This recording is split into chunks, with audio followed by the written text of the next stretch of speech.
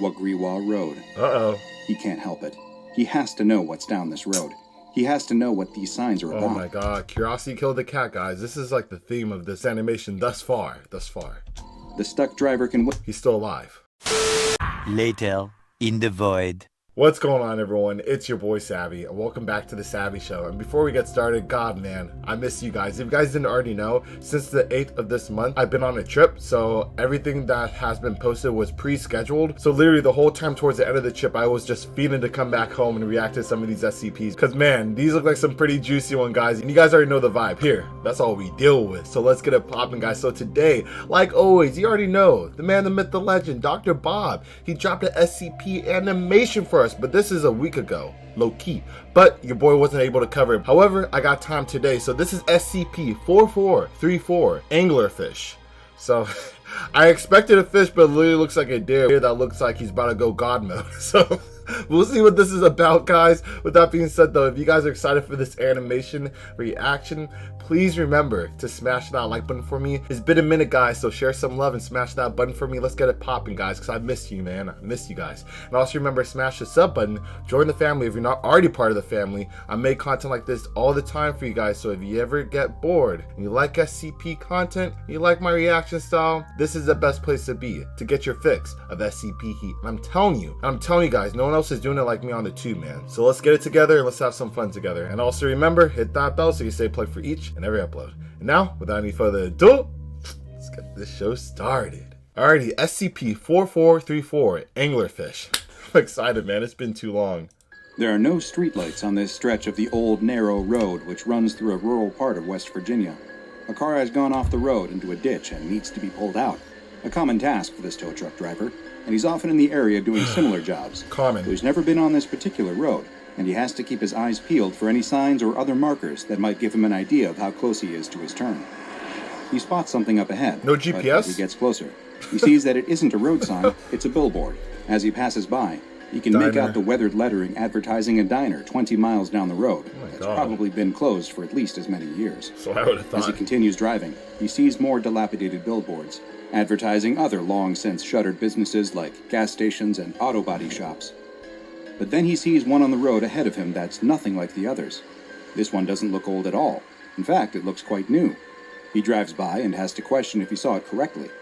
It seemed like all it said was, "Get away," over and over, and then the name of a road. What the Is hell? that an invitation or a warning? That's a setup. It wasn't even clear what kind of business it might be advertising. He continues driving, but he can't quit thinking about that strange sign. He even feels compelled to turn around so he can get another look at it. Wonder why they didn't But show there's us. no need, because as he rounds a curve, there's another of the same sign. This time he slows down as he passes to get a better look, and he was right. It just says, "Get away," multiple times with the name of a road. What? Wagriwa Road. What is there on the Must be bottom? Native American or something. Now he really What can't you were get the looking billboard for? out of his mind. What does it mean? What is it advertising? And why is there a third one of them just ahead of him? He pulls his truck to the side of the road, stopping with his headlights illuminating the sign. Find what you were He gets looking out of for. the truck and stands in front of the billboard. It's just the same as the others. "Get away," written over and over. Wagriwa Road. He can see now that the background of the sign is a picture of some trees on a gray, cloudy winter day. He also notices for the first time that there's another line at the bottom. "Find what you are looking for." What does it mean? Find what you're looking for on Wagriwa Road? Curiosity Where killed the even is cat. that? There's no directions, no address, no phone number. He takes a step back from the sign and looks up and down the darkened road. What is he doing out here on the side of the road? Someone is stranded in a ditch waiting for him and he's staring at a billboard? He gets For back into real. the truck, puts it in You're on the gear, clock, and drives buddy. away. As he continues down the tree-lined rural road, though, he inevitably finds his thoughts turning back to the signs. Get away. But find what you're looking for? Doesn't make any sense. Or are you supposed to get away to Wagriwa Road? Who would put these up? And why do they look so new? This guy's like a bootleg Everything AAA. else out here looks like it's for a business that shut down years ago. What are they trying to... He suddenly slams on his brakes and comes to a screeching stop in the The middle God of the mode road. deer? His eyes are locked on what's in front of him. His headlights aren't lighting up another billboard, though.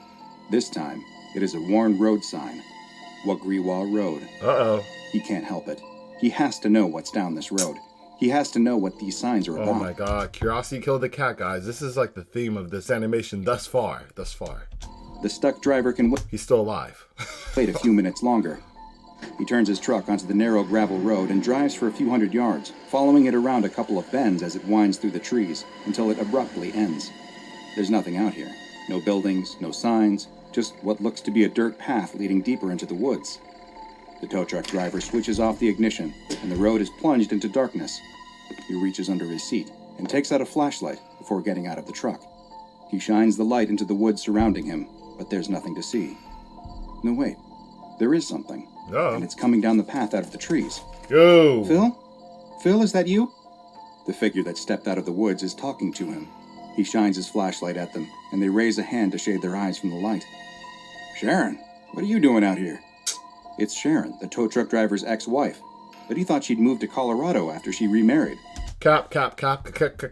This is pretty much exactly what an anglerfish does. It has that little antenna in the middle that looks like a cool little light, looks like a little worm or whatever, lures fishes in, and they get clapped up when they get too close. And I feel like this is what's happening right now, because there's no way this girl would be in the middle of nowhere when she's supposed to be in another state. Like, come on now. Why would she be here? And what was she doing emerging from the woods? Don't fall for it. Phil, come here. I need to show you something. Oh my God. He hesitates for just a moment, but then finds that he's walking towards his ex-wife. Before he can reach her, she turns... Oh, ex-wife. I didn't catch that part. Dang, yeah, this is definitely an anglerfish then. Then you should really know that this is kind of like impossible. Oh my God, I don't know. Maybe because we know it's an SCP. If we were in his shoes, we might entertain it, but I don't think I would, low-key. Woods. Phil, come here. I need to show you something.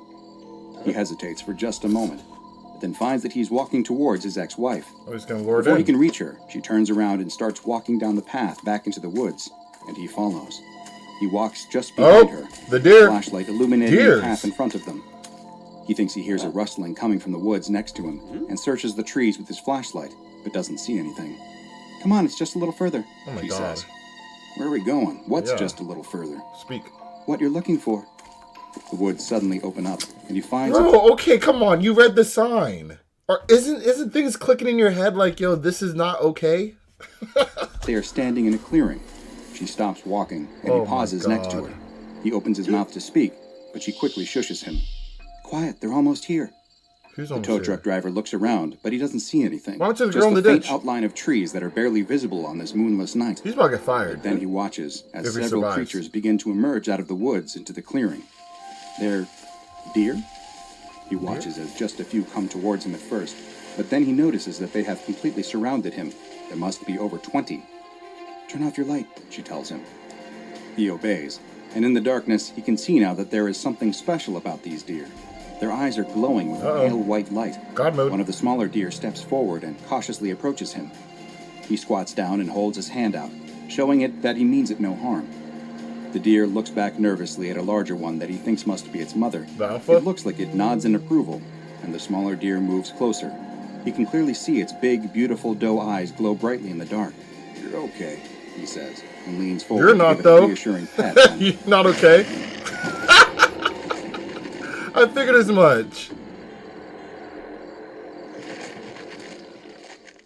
Following the Saw that mysterious coming. disappearances of multiple people in an area of West Virginia near the town Yo, of Harper's Ferry, what a the goober. SCP Foundation soon became interested in a particular stretch of road where it appeared that many of those who had gone missing had traveled just prior to their vanishing. Agents were dispatched to the area and immediately detected high levels of thaumaturgic energy, with the epicenter appearing to be on a plot of privately owned land. Investigation Privately? of local records Oh. revealed that the land was owned by a man named Richard Redkin. The Foundation staff contacted Mr. Redkin under the guise of being federal agents investigating a crime that had been committed on the property while he was away.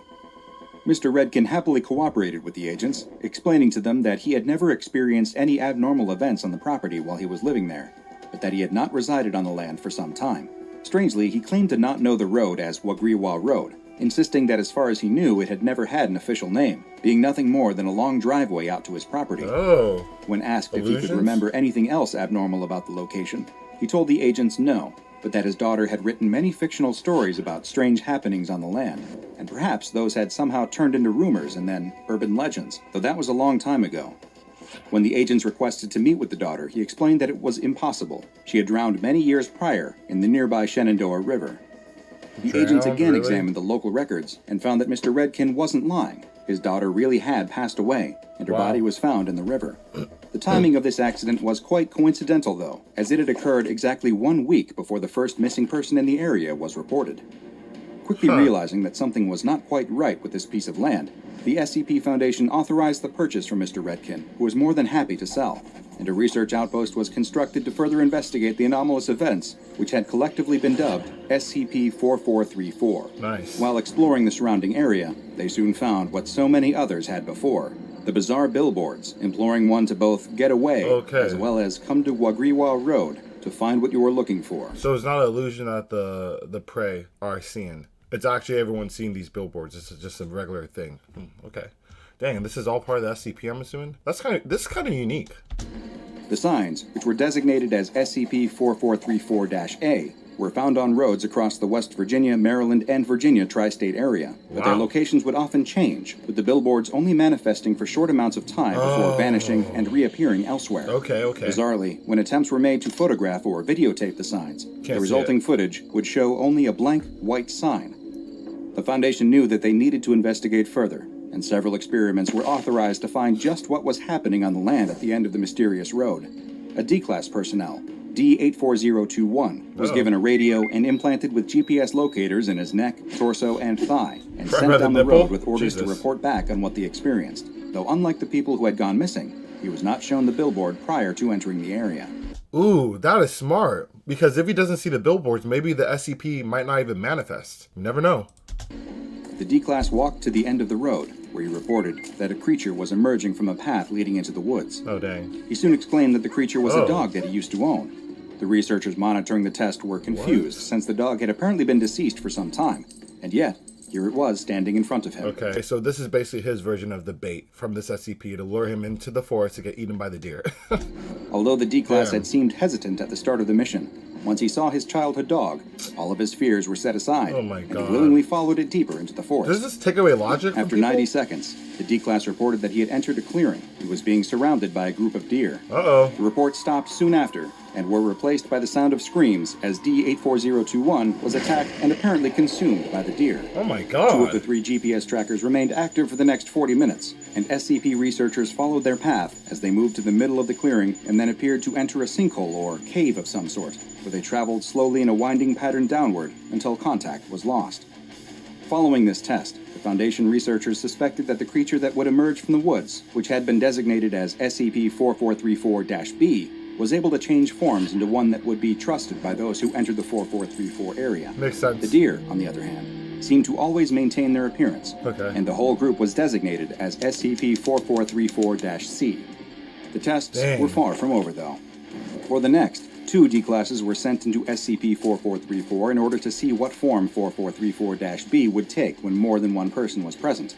Just like before, an entity emerged from the woods. 2 different ones, but this time, one? it took the form of a young man in a suit, who immediately offered to clear any and all debts the D-Classes held, as well as expunging their criminal records, freeing them from their life as test subjects. All they would need do is follow him into the woods. This SCP's creative. The agents monitoring the test ordered the D-Classes not to follow the man, but they were ignored, and the researchers listened as they instead began conversing with SCP-4434-B, seeming to be quite interested in his offer. They soon followed him into the woods, and just over 2 minutes later, they too were attacked and consumed by SCP-4434-C. I wonder if they're actually doing this on their own fruition without actually being controlled. Like, that would be kind of interesting to see, because it would make sense from the past victims that, you know, you could have figured this out, but if you're getting controlled by the bait and you're getting lured into the forest that way, it would make sense. I wonder which one it will be. It appeared now that once someone entered the SCP-4434 area, they were all but helpless to resist the compulsive effects of SCP-4434-B. The Foundation researchers wanted to test the limits of SCP-4434's I guess that could be bent both ways. Like, so it pretty much could be anything that the SCP wants you to see that you want to see the most. And on top of that, also be maybe effects are oozing out of that, you know, said bait for you to actually go through there. Because maybe without the effects, you might be able to pull back and be smart enough to be like, okay, this is not reality. Especially with the dead dog. Like, yo, your dog's dead. Your dog's not coming back to life out of nowhere. And so they then came up with a rather creative procedure for the next test. Another D-Class personnel was sent down the road, but this one was wearing a body harness that was connected to a pulley system, as well as being equipped with a camera. He was ordered to wait at the edge of the SCP-4434 area until the 4434-B entity appeared. The entity soon emerged, taking the form of a middle-aged woman. As soon as the D-Class was seen conversing with the entity and agreed to follow it, the pulley was engaged in order to forcibly pull him out of the area. This was followed by an entirely unexpected event. The middle-aged woman quickly produced a knife and, with a supernatural speed, severed the rope on the pulley system. Oh my god! The now freed D-Class stood up, followed the woman into the woods, and was consumed soon after. The researchers were growing frustrated with their lack of advancement in understanding the anomaly. Okay, that leads me to believe that there is some other effects. It's not just the bait that is luring the person in. It's that on top of whatever brainwashing they're using to get these D-Classes to follow them. Because after him seeing that shit, he shouldn't just walk with her. There was no effects going on. And so for the fourth test, they decided to take quite extreme measures. A drone was used to fly over the area, which identified the mouth of the cave that the GPS trackers had been taken into. It was a 3.5-meter wide hole in the ground, too dark to see anything past the entrance, and the drone installed an anchor point in the ground at the mouth of the hole before flying in to explore further.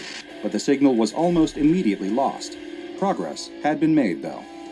Yet another D-Class was selected, this time one who had climbing experience. You don't see a lot of girl D-Classes. D84041 was warned in advance that the SCP-4434-B entity would appear to her and would have a compulsive effect, and that she was to ignore them no matter what form they took, and instead proceed as quickly as possible to the cave, which had been designated as SCP-4434-D. D84041 was taken to the road, and she immediately began running down the path into the woods. She was able to reach the mouth of the cave without seeing any anomalous entities, neither 4434-B nor the carnivorous deer. She quickly attached the rope she had brought to the anchor that was installed by the drone and began rappelling into the hole. As she descended down, she described the normal, rocky cave, one that grew wetter the further down she went. Surprisingly, she soon reached the bottom, where she found a spherical room, roughly 8 meters across. But this was not anything like the entrance to the cave. The floor of this room wasn't made of rock or dirt. It was more like flesh, and it appeared to be breathing. What? And there was something else down there, too. A folded piece of paper with writing on it. The D-Class was ordered to pick up the paper, take a sample of the cave floor, and exit the area as soon as possible. Yeah, for real. As there was no way to predict if the SCP-4434-B and C entities, or something worse, would soon appear. So many parts After of taking this a sample, SCP. she began climbing out of the cave. When she You get the emerged, letter? there were still no signs of any anomalous creatures, but she quickly made her way down the road and out of the SCP-4434 area. When she reached the waiting agents at the edge of the area, D84041 handed them the sample and the paper that she found, but then stopped and turned around. There on the ground, roughly 5 meters away, was a plate of food. Without any hesitation, she walked back into the SCP-4434 area, picked up the plate, and walked back into the woods. She was never seen again. It was now clear that 4434-B could take forms other than just humanoids and animals. Wow. As the objects that the D-Class had managed to get out of SCP-4434 were analyzed, the area's former owner, Richard Redkin, was again questioned by Foundation agents. They asked him if there was anything he failed to mention in their previous interview, and he told them that there was one thing that he preferred not to normally discuss. Just before his daughter's death, in addition to her fascination with writing and coming up with stories, she had become obsessed with the occult. When they asked him about the paper they had found within SCP-4434-D, he told them that it was very likely that she had written it. The SCP Foundation now understood why they had detected so many thaumaturgic particles in the area, which is the residual energy left over from a particular form of ritualistic practice that is more commonly known as magic or witchcraft. The contents of the paper found in the cave seemed to add additional weight to the theory that his daughter may have been involved in a ritual that led to the creation of SCP-4434. Because written on the single page is a poem which reads, "The forest is a sea, the wind is the waves, and the water is the leaves. The streams become undercurrents, the birds become fish, and coral finds its home as fungus, growth sprouting as I wish. The ground is the shore, pulling me by the feet, dragging me down, and pulling me back and forth on repeat. Oh my god. I dove down past the light, down where I couldn't breathe, and found nature looking for a fight. Yes, the forest is a sea, but I've made it barely big enough for me. The forest is a sea, so now something's bound to come eat." This is why you need to make friends. I'm just being straight up. Like, I'm sure if she had friends, they would be like, yo, you're crazy. What are you doing? You're looking like a goober. But sometimes when you're left alone, you do crazy shit.